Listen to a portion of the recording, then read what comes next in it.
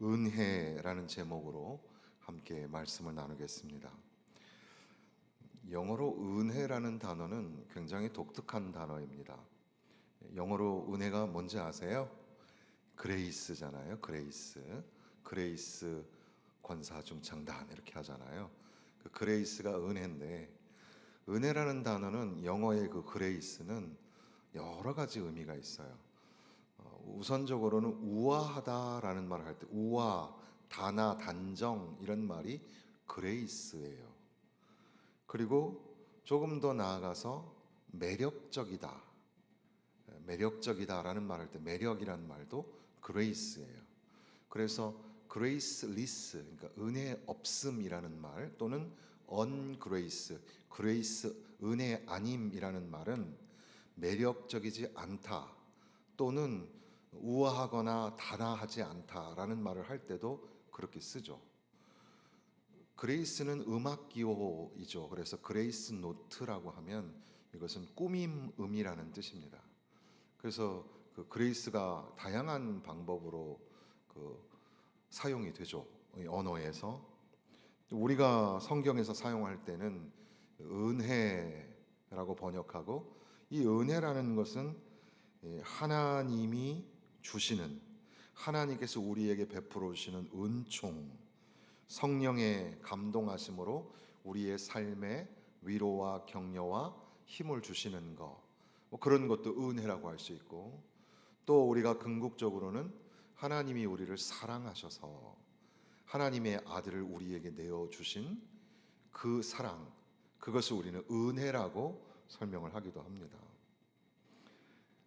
우리가 주께서 우리를 위하여 죽으신 것을 생각하면, 그러면 우리의 모든 자랑이 헛된 줄 알고, 우리가 자랑하던 모든 것들이 헛된 줄 알고 버리게 되고, 이제는 구세주의 사랑으로 내가 구속받은 나는 이제 몸으로 제물을 삼아서 하나님 앞에 드리며 살겠습니다, 그런 고백을 하게 됩니다. 그러니까 성도가 된다는 것, 또는 예수님의 제자로서의 삶을 산다는 것은 우리에게 허락하신 그 십자가의 공로, 그 은혜를 따라서 오늘 나의 삶을 예수님을 따라서 살아가는 삶으로 그렇게 드러내게 되는 겁니다. 그래서 우리는 우리의 입술을 통해서 하나님을 찬송하고 고백하면서, 이것이 하나님의 은혜요, 하나님이 내게 베풀어 주신 놀라우신 사랑이라, 이렇게 고백하며 살게 되는데, 사실 성경에서 은혜라는 말을 참 많이 사용하고, 또 특별히 성경에 나오는 횟수보다도 우리가 교회 생활을 하다 보면 은혜라는 말을 참 많이 하죠. 어떤 그 보고서에 의하면 하루에 여러분들이 텔레비전 광고에 하루에 노출되는 횟수가 몇 번인지 아세요? 대략 3,500번이라고 합니다. 그러니까는 살아 살아 살아 하는 말을 3,000번 이상을 듣는 거예요, 우리가 텔레비전을 보면서. 그러니까 계속해서 그런 세속의 그 욕구, 사게 만드는 그런 시장 경제, 거기에 우리는 계속해서 몰입되어 살아가고 있는데, 그러니까는 은혜가 없죠. 사실 우리의 삶에는 계속해서 3,000번이 아니라 수도 없이 은혜라는 말을 통해서 우리 자신을 점검하고 돌아보아야 하는데, 쉽사리 우리 안에 은혜가 채워지지 않고 은혜 없는 그런 모습으로 살 때가 있는 겁니다. 그래서 앞서 말씀드린 것처럼 은혜라는 단어가 여러 의미가 있지만, 결국은 하나님이 우리에게 베풀어 주신 은혜가 없으면 우리의 모습 속에서 우아함이나 단아함이 나타나지 않고, 그리고 또 그러다 보니까 사람들에게 매력적이지도 않은 거죠. 그렇게 우리의 삶이 볼품없는 삶으로 그렇게 되게 되는 것은 결국 하나님이 우리에게 주신 은혜를 채우지 못할 때 일어나는 것이 아닐까 생각하게 됩니다. 오늘 하루 어떻게 사셨습니까? 오늘 은혜 충만하게, 은혜 풍성하게 사셨습니까? 아니면 오늘 누구를 만나셨습니까? 그 만난 사람이 참 은혜가 넘치는 분이었습니까? 아니면 은혜 없는 사람들을 만났습니까? 설령 그 사람이 그 신앙적인 직분도 있고 또 신앙의 연수도 있으신 분인데, 그런데 혹시 은혜 없음을 경험하고 씁쓸한 마음이 들지는 않으셨나요? 저는 오늘 이제 중직자들을 많이 만나는 날이었습니다. 장로님들, 목사님들을 많이 만나는 날이었는데, 참 너무 마음 아팠던 것은 장로님들 다수의 그 분노와 격앙되어 있는 장로님들, 그들에게서 저는 은혜를 발견할 수 없었습니다. 또 목사님의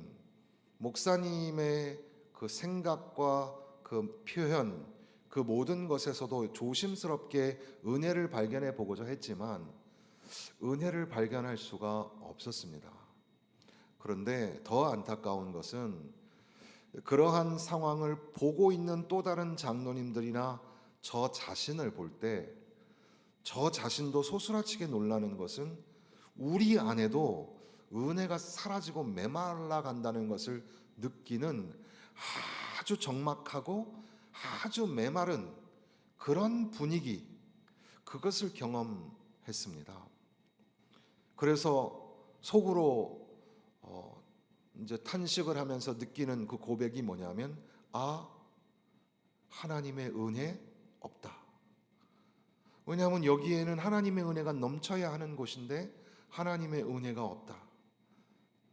더 긴장되고 더 좀 조심해야 될 것은 다른 사람 문제가 아니라 내 안에 하나님의 은혜가 없다. 여러분들은 어떻게 사셨는지 궁금합니다. 오늘 은혜에 충만하게 사셨는지, 아니면 오늘 만난 사람이 은혜가 넘치는 그런 사람이었는지, 그게 세속적인 의미로서의 우아함이나 단정함, 매력적인 그런 거, 또는 그 안에 있는 기품이나 덕망, 그리고 결국은 궁극적으로는 하나님이 우리에게 베풀으신 은혜로 그 얼굴이 환하게 빛나는 그런 사람들을 만나고 그런 분위기, 은혜로운 거룩한 분위기를 오늘 경험하고 사셨는지 한번 돌아보게 되는 거죠. 오늘 우리가 읽은 본문으로 잠깐 돌아와 보면, 이 본문의 말씀이, 성경의 여러 본문의 말씀이 조금 오해돼서 우리에게 이미 익숙하게 습관화되어 버린 성경 구절들이 몇 개가 있잖아요. 가령 예를 들면 수년 내에 부흥케 하옵소서라는 그런 표어와 슬로건을 가지고 부흥회를 하거나 기도회하는 그 내용은 사실은 그 본문의 맥락하고는 매우 좀 다른 내용인데, 여기 있는 이 말씀도 비슷하지 않을까 생각합니다. 보라 지금은 은혜 받을 만한 때요, 보라 지금은 구원의 날이로다.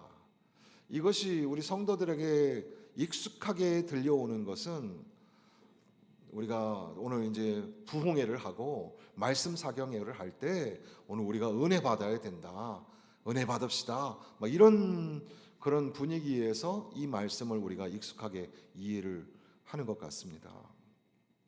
물론 이 안에서 먼저 우리가 알게 되는 것은, 이게 이제 그 이사야서의 말씀을 인용한 것이지만, 지금이라는 시간, 오늘이라는 시간을 강조한다는 데서는 의미가 있습니다. 그 은혜를 받아야 될 시간, 구원의 감사와 감격으로 은혜를 누리고 체험하는 시간은 오늘이어야 한다는 거죠. 어제도 아니고 내일도 아니라 오늘, 지금이라는 시간이 중요하다라는 의미에서는 이 본문의 말씀을 우리가 아주 많이 깊이 생각을 해야 될 그런 말씀이겠습니다. 그런데 조금 더 생각해 보면, 여기에 나오는 은혜 받을 만한 때라, 은혜를 받아야 된다, 이런 말이겠는데, 이 말이 어떤 의미였을까? 그 말씀을 생각하려면 고린도후서 전체를 읽어가는 게 필요할 것이고, 그렇게 우리가 이제 시간적인 여유가 없으니까 요 5장과 6장 사이를 이렇게 좀 살펴보면서 이 말씀의 의미를 조금 더 깊이 생각해 보게 되는 겁니다. 간단하게 이 5장부터 오는 6장 1절 2절에 그리고 2절을 지나서 그 다음 구절에 나오는 말씀들의 연결고리로서 몇 가지 기억할 수 있도록 간단하게 소개를 한다면, 결국 우리가 성도로 예수 그리스도의 제자로 산다는 것, 또는 여기에서는 직분과 직책이라는 말이 여러 번 등장하는데, 우리가 사역자가 되어서 성도로 제자로 직분자로 사역을 감당한다고 한다는 게 무슨 의미인가? 그 근원이 뭐냐 하면, 그 근원은 사랑이라는 겁니다. 사랑. 그래서 5장 14절 말씀에 보면 그리스도의 사랑이 우리를 강권하시는도다. 우리가 생각하건대 한 사람이 모든 사람을 대신하여 죽었은즉 모든 사람이 죽은 것이라. 이 대신하여 죽다라는 말이 아주 여러 번 반복해서 나옵니다. 사람도 누군가를 대신해서 죽는다는 건 참 쉽지 않은 일이죠. 그런데 죄 없으신, 아니 인간을 창조하신 하나님, 그 하나님의 아들이 우리의 죄를 대신해서 죽으셔야 했다는 겁니다. 그것은 우리를 향하신 하나님의 사랑의 확증이었다고 바울 사도는 로마서에서 그렇게 선언을 하지 않습니까? 그러니까 하나님의 사랑, 그러니까 우리가 어떻게 그리스도인으로 살 수 있는가, 우리가 어떻게 제자로서 살아가야 하는가, 그 근원이 뭐냐 하면 사랑이라는 거죠. 하나님의 사랑이 있기 때문에 우리는 성도가 되고, 하나님의 사랑이 우리에게 예수님의 십자가로 나타났기 때문에 그 사랑, 그 십자가 때문에 우리는 우리에게 맡겨진 직분과 또 제자로서의 거룩한 삶을 살아갈 수 있게 된다는 겁니다. 그렇게 하나님의 사랑이 우리에게 부어진 바 되어서 결국 우리는 어떤 모습이 되었냐 하면, 이제 17절 말씀에, 5장 17절 말씀에 같이 한번 보시겠습니다. 5장 17절, 그런즉 누구든지 그리스도 안에 있으면 새로운 피조물이라. 이전 것은 지나갔으니 보라 새 것이 되었도다. 하나님의 사랑의 결과로 이제 우리는 옛사람이 아니라 새 사람이 되었다는 겁니다. 그러니까 우리가 성도로 살아간다는 것, 그리스도인으로 예수 그리스도의 제자로 살아간다고 할 때 우리의 삶의 모습이 그리스도의 강권하시는 그 사랑 때문에 이제 우리는 옛사람을 벗고 새 사람이 되었기 때문에, 새 사람이라는 결과, 그것을 통해서 우리는 하나님 앞에 귀한 직분의 삶을, 또 제자의 삶을 살아갈 수 있게 되었다는 겁니다. 새 사람이 되었다. 새 사람이 된다는 게 참 중요하죠. 이전에는 앞서 이제 보면은 자랑이라는 단어가 나오는데, 사람들이 막 자기의 어떤 그 신비한 모습을 가지고 자랑을 하는데, 여기에 보면은 12절 부분에 보면은 외모로 자랑하는 자들에게라는 말이 나오는데, 거기 나오는 외모라는 말이 얼굴이거든요. 그러니까 막 뭐 얼굴이 잘생긴 걸로 자랑한 건지, 아니면 뭐 카리스마가 있는 걸로 자랑한 건지, 당시에는 막 그런 어떤 뭐 스포츠라든지 또는 막 연극이라든지 또는 웅변술, 이런 걸로 막 자랑을 하는 사람들이 많았거든요. 그것이 마치 하늘이 주신 신령한 은총이라고 생각을 했던 겁니다. 바울 사도도 그런 것들로 자랑할 수 있었습니다. 그러나 이제는 자랑하는 것이 바뀌었다는 거예요. 우리가 많이 미쳤어도 하나님을 위한 것이고 정신이 온전하여도 너희를 위한 것이라, 그렇게 설명하면서 그리스도의 사랑이 우리를 강권하셨고, 이제는 우리가 새 사람이, 주 안에서 그리스도 안에서 새로운 피조물이 되었다. 이제는 세상의 것을 자랑하지 않는다. 무엇만 자랑하죠?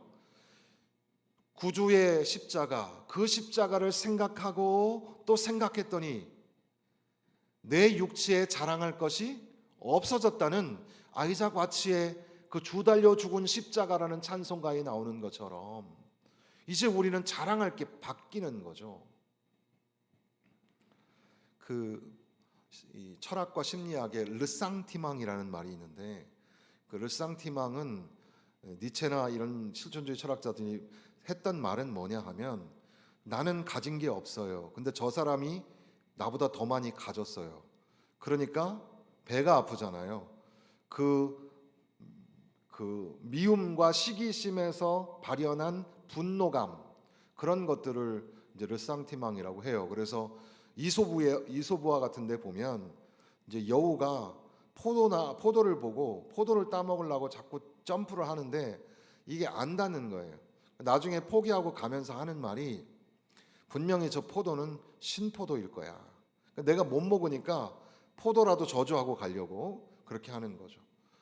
그 어린아이들이 보는 그 톰 소여의 모험이라는 미국의 그 소설이 있는데, 그 톰 소여의 모험에서도 보면은 이제 어떤 아이가 동네 아이들끼리 막 자랑하며 노는데, 서부 시대니까 그 막 손가락에 이제 뭐 붙었다 떨어졌다 이런 뭐 묘기를 이게 보이는 거예요.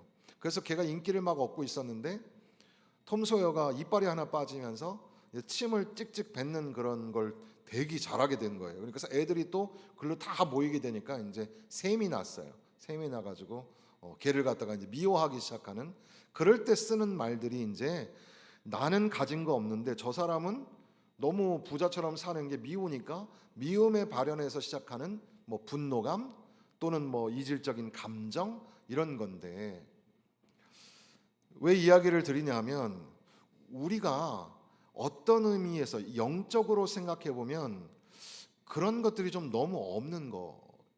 그러니까 내 안에 은혜가 없어요. 내 안에 은혜가 없는데 은혜가 없는 거를 모르는 거예요. 그리고 저 사람이 은혜를 충만하게 가지고 있는데 나는 은혜가 없단 말이에요. 그러면 내 안에 은혜를 채우소서 해야 하는데 그게 안 되고, 저 사람 저거 은혜 아닐 거야.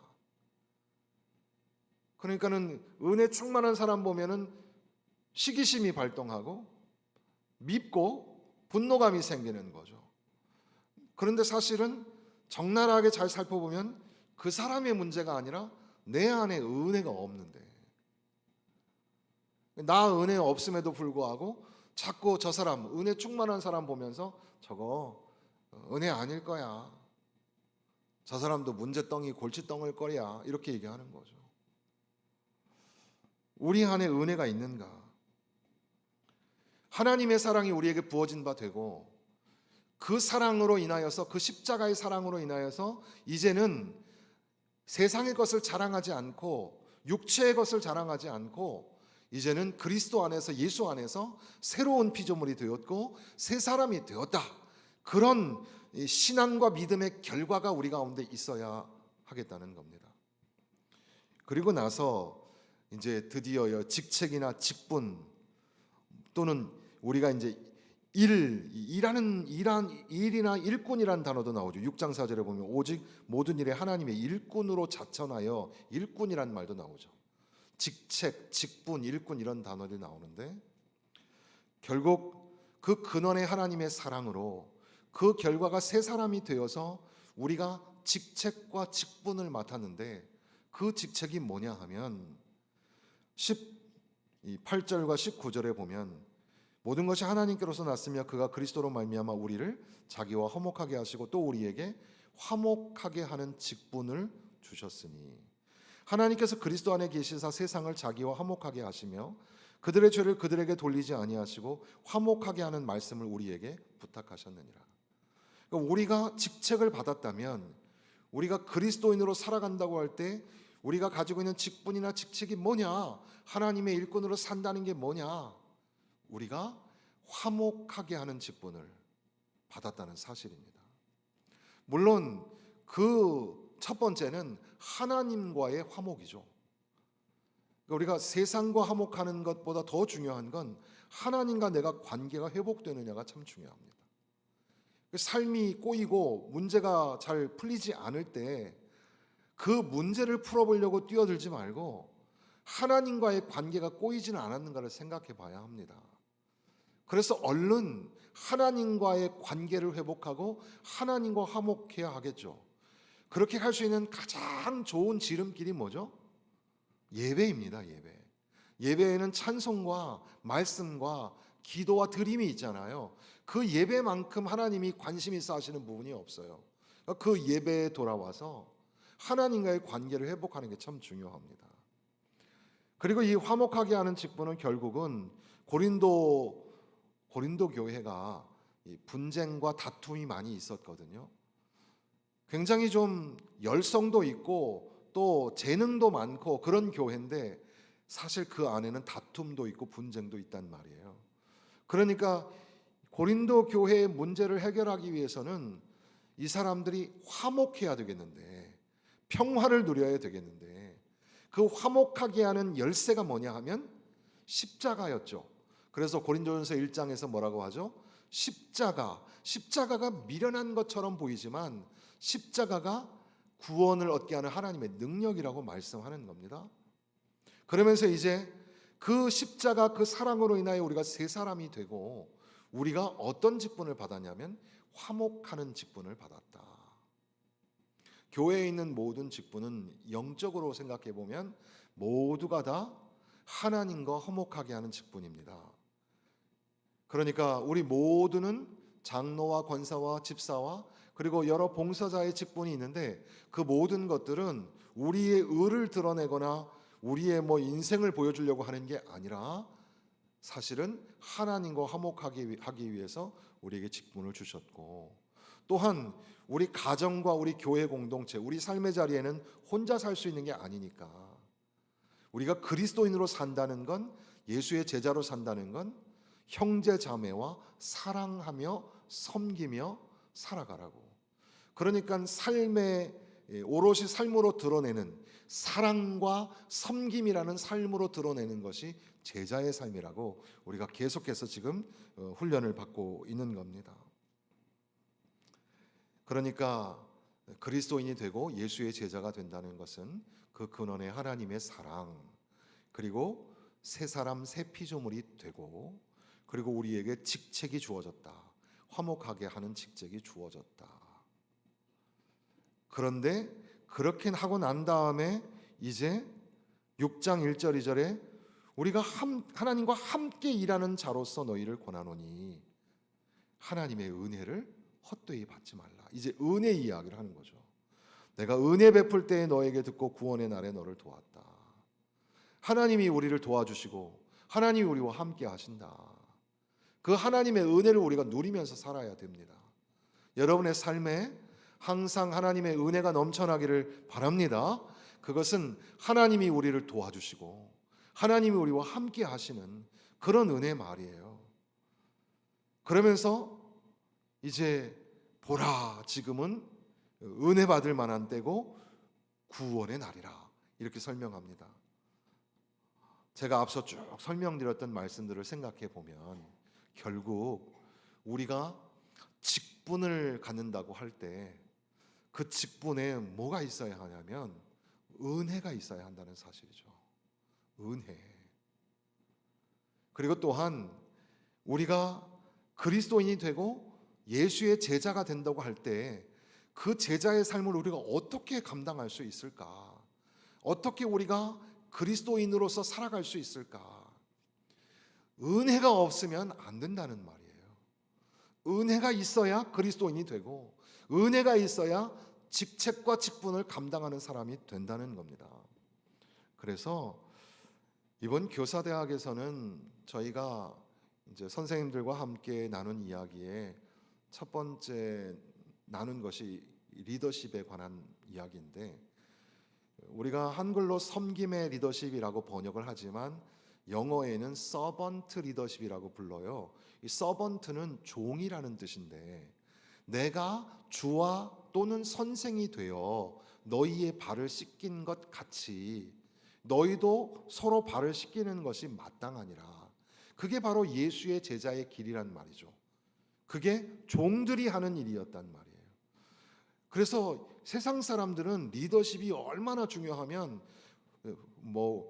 기업의 CEO라든지 막 그런 뭐 세상에도 리더십들이 많잖아요. 정치인, 뭐 세상의 지도자들, 이 사람들도 다 리더십에 관한 연구하다가 결국에는 서번트 리더십, 이 섬김의 리더십에 이제 딱 오게 된 거예요.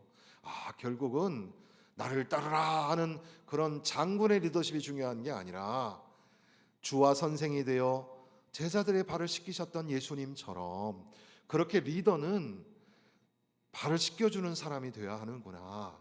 그것이 이제 세상의 충격과 도전이 된 거예요. 그래서 서번트 리더십이 막 이제 유행처럼 막 번지게 된 거죠. 그런데 저도 역시 리더십에 관하여 관심이 많으니까 최근에 이제 선생님들에게 새로운 이제 리더십을 소개를 한 거죠, 제가. 그게 바로 그레이스 리더십이었습니다. 그레이스 풀 리더십이란 말이 있고 그레이스 리더십이란 말이 있어요. 결국 세상 사람들은 요 말, 은혜 리더십인데, 번역하면 은혜 리더십인데, 이걸 사람들은 어떻게 말하냐면 앞서 이 영어 단어의 의미가 다양하다고 한 것처럼 매력적인 리더십 또는 뭐 우아하고 단아한 리더십, 이것도 다 그레이스 리더십이니까 그런 식으로 언어 유희라고 하는데 워드 플레이를 통해서 이제 리더십을 갖다가 막 설명을 하는 거예요. 근데 사실은 그런 설명의 배경 속에는 뭐가 있냐면 당신이 리더가 되려면 은혜가 있어야 된다는 그런 말로 귀결이 돼요.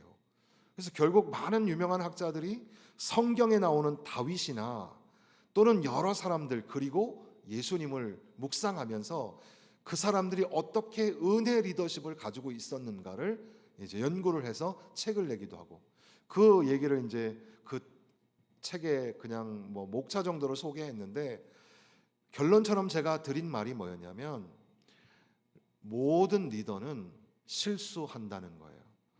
모든 리더는 실수할 수 있어요. 우린 모두 다 실수할 수 있어요. 우리는 실패하고 우리는 넘어져요. 그런데 은혜가 우리를 다시 일으켜요. 은혜가 우리를 회복시키는 거예요. 그래서 은혜가 우리를 이끌어가는 은혜 리더십이 우리 가운데 필요한 거죠. 교사에게도 은혜 리더십이 필요해요. 장로님들과 목사님들도 마찬가지예요. 목사가 돼서 은혜가 없을 수 있단 말이에요. 장로님이 되어서 은혜가 없을 수 있어요. 그러면 그런 목사님과 그런 장로님, 은혜 없는 목사님과 장로님, 하나님 앞에 얼마나 부끄럽습니까? 자기들은 명분을 얘기하고 명예를 얘기하지만 그러나 사실은 왜 내가 먼저 더 잘못했다고 말하고 내가 먼저 더 용서를 구하고 성도들에게, 믿음의 후배들에게 우리가 맨날 하는 얘기가 서로 용서하라, 서로 사랑하라. 그러나 조심스럽게 성경 말씀을 펴서 주님께서 새 계명을 주셔서 우리에게 사랑하라 하셨어요 라고 말을 하는데도 불구하고 은혜가 닫혀 있으니, 은혜가 없으니 그 말이 들려오지 않죠.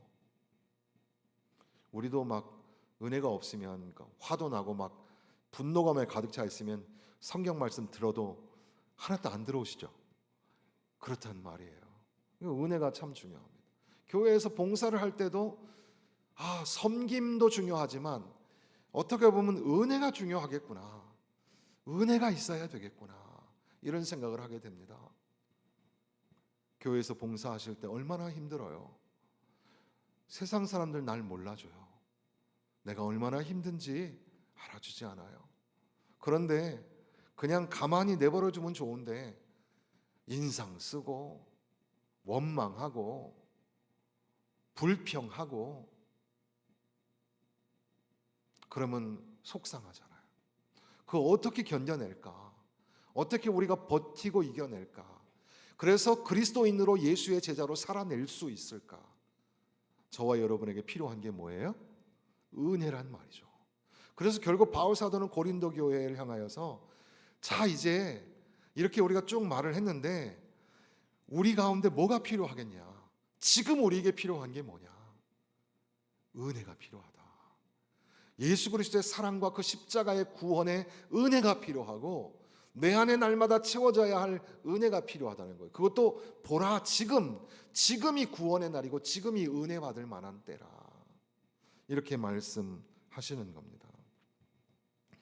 리스트로벨이라는 그 이제 기자였다가 나중에는 이제 글 쓰는 분이 됐지만, 이 사람이 한 말 중에 은혜는 한계선이 없다 이런 말을 했어요.